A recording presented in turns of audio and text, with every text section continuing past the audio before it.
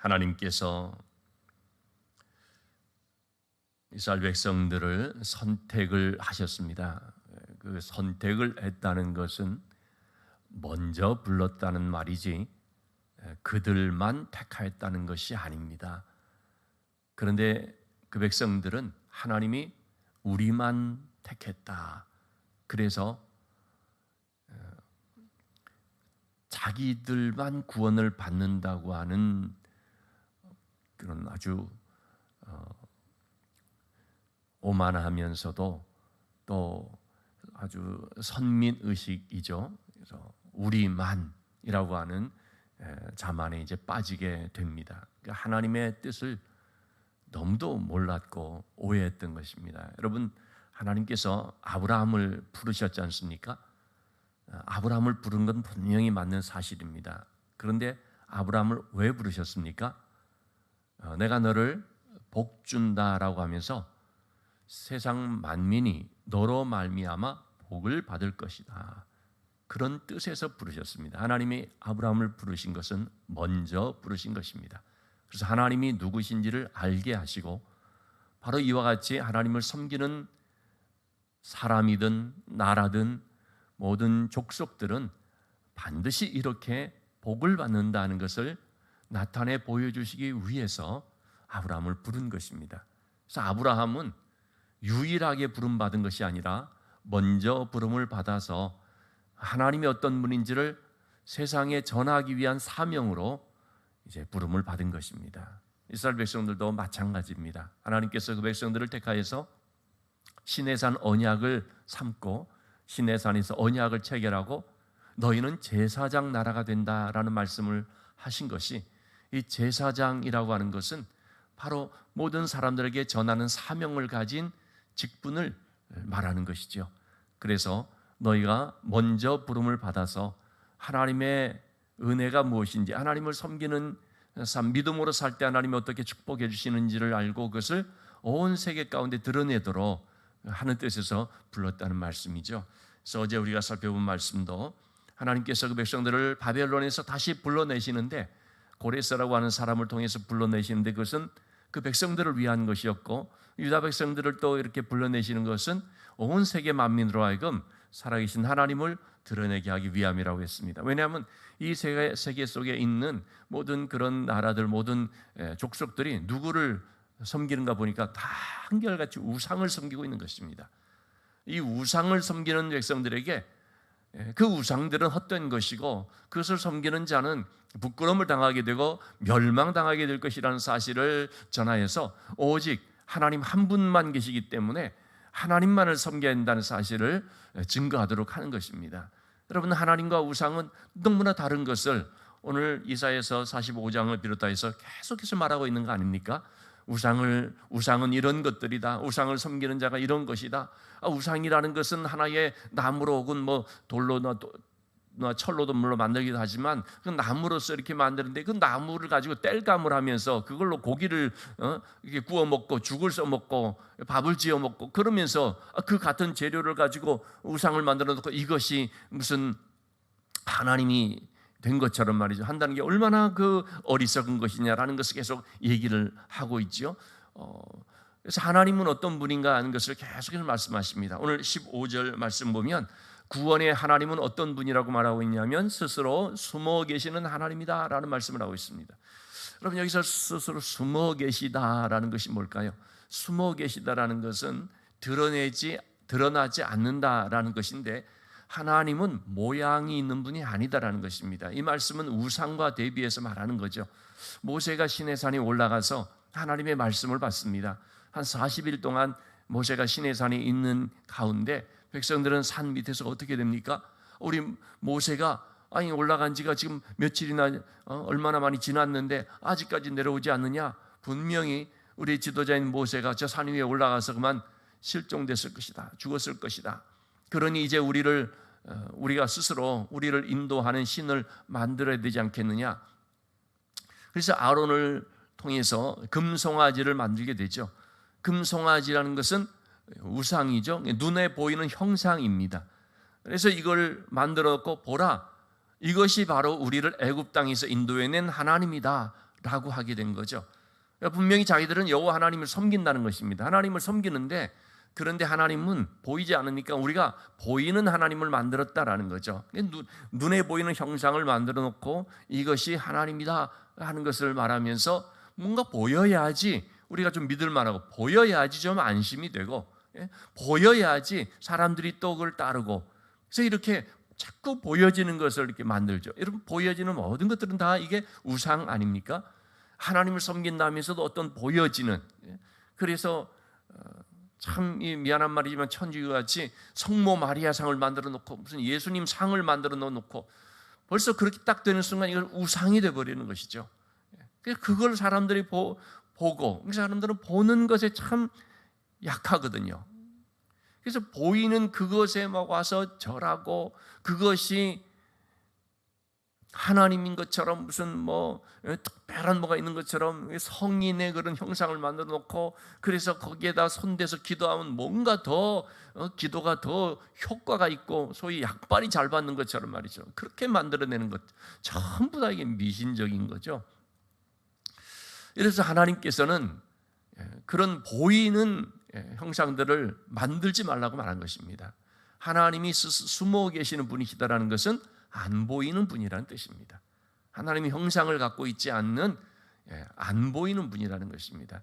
그러면 하나님은 어떻게 나타나 보여지는가? 바로 믿음으로써 우리가 하나님을 만나게 되고요, 믿음으로써 하나님을 보게 됩니다. 눈에, 육신의 눈으로서 이렇게 보는 것이 아니라 믿음으로 말미암아 우리가 하나님을 나의 하나님으로서 인격적으로 만나게 되지요. 여러분, 우리가 지금 보이지 않는 하나님이지만 얼마나 우리가 진정으로 하나님을 믿습니까? 어떻게 해서 우리가 그렇게 할 수가 있는 것입니까? 눈으로 봐서가 아닌 거죠. 믿음으로인데, 그 믿음으로라는 것은 뭐냐면 말씀을 통해서죠.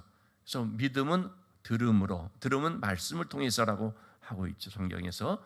이처럼 우리가 하나님은 숨어 계시는 우상과 너무나 다르신 하나님인 거죠. 오직 그분은 하나님의 말씀을 통하여서 우리가 만나게 되고, 또 그 하나님을 나의 하나님으로서 영접을 하게 되는 것을 볼 수 있습니다.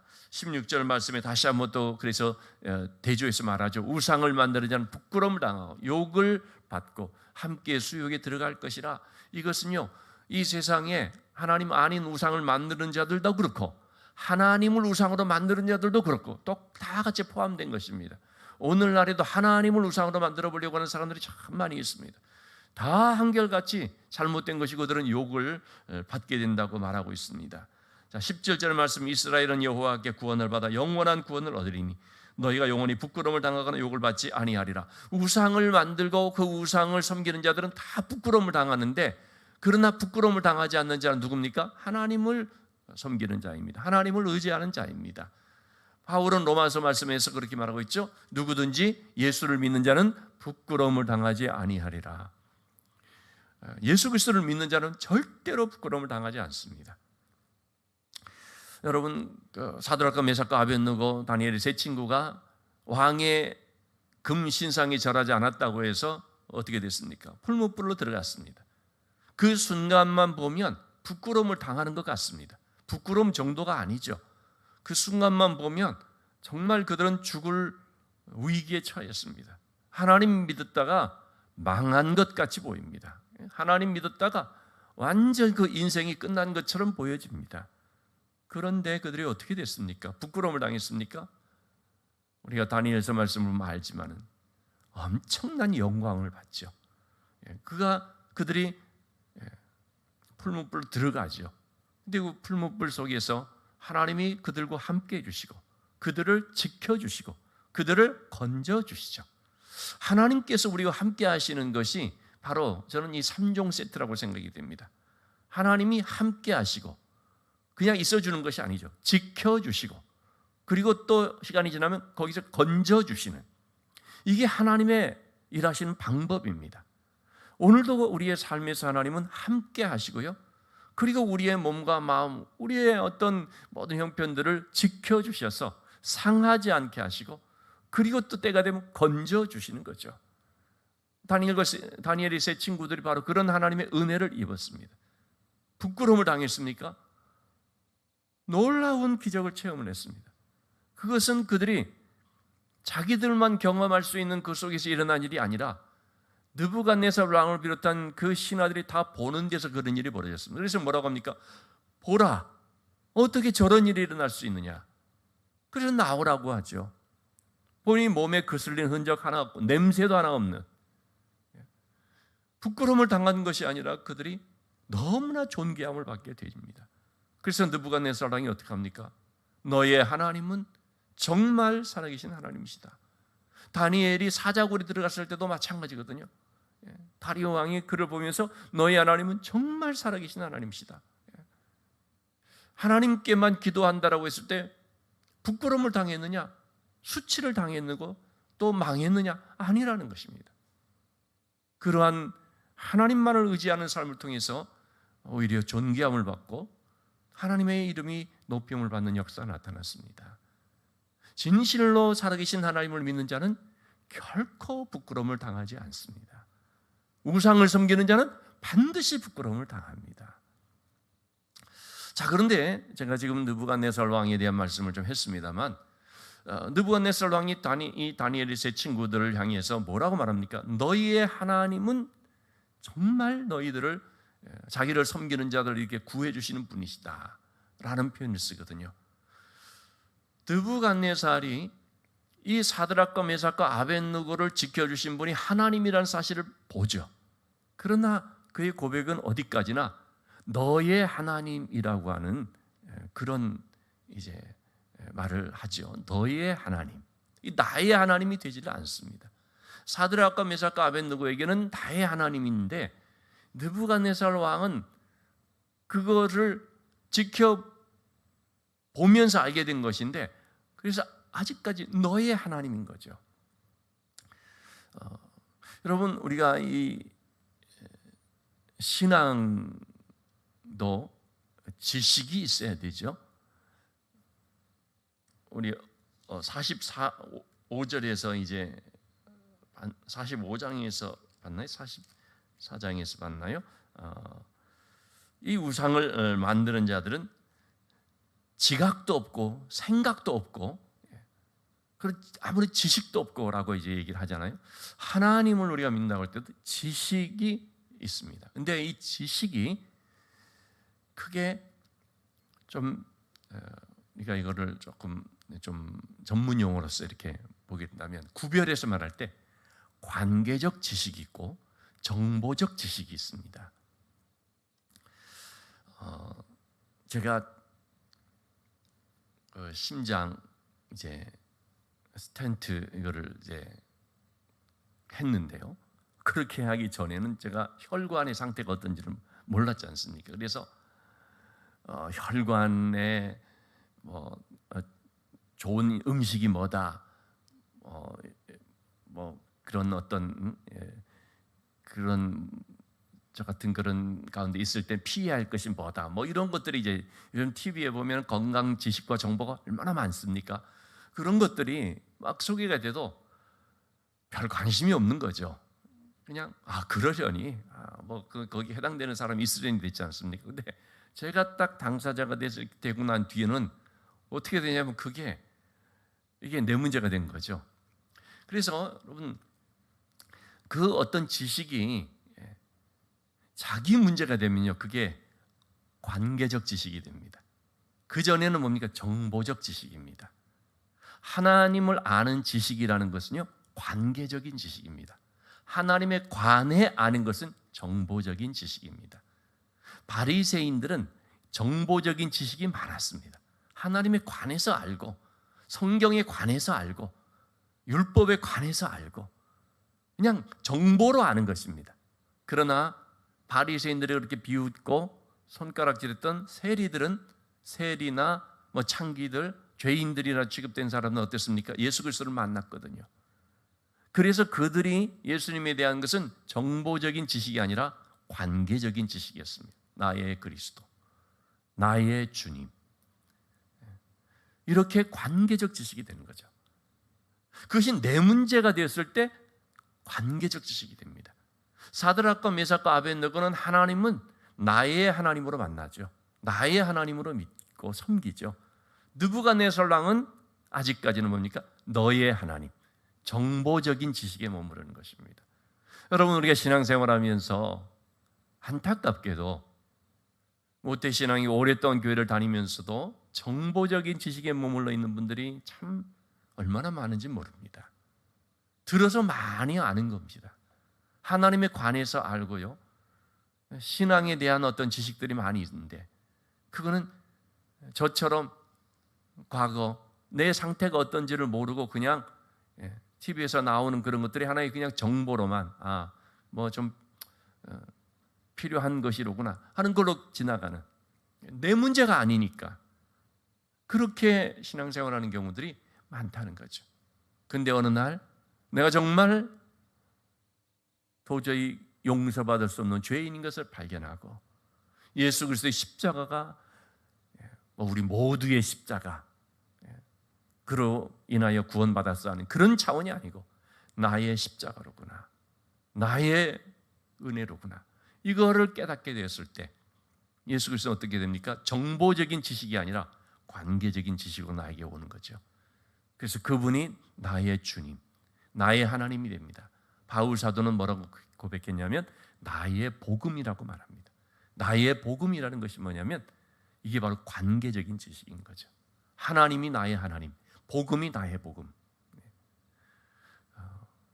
그래서 오늘 이 말씀을 우리가 보면서 참 이것이 얼마나 중요한지, 하나님을 우리가 섬긴다 할 때 바로 그 하나님이 나의 하나님이라는 사실, 그것을 이제 하나님께서 계속해서 말하는 것입니다. 그래서 나 외에 다른 신이 없다. 하나님 구원의 하나님이시다.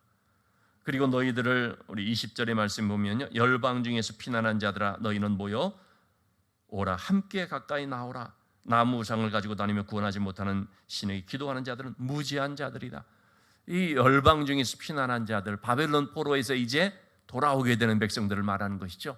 유다 백성들, 너희는 이제 다시는 우상을 섬기지 말고 다시는 우상이 구원하지도 못할 신에게 기도하지 말고 오직 구원에 참된 하나님만을 섬겨야 된다라고 말씀을 하시고, 유대인들에게만 하는 말이 아닙니다. 그리고 또 이어서 하시는 말씀이 뭐냐면요, 22절 말씀에 땅의 모든 끝이여 내게로 돌이켜 구원을 받으라. 나는 하나님이라 다른 이가 없느니라.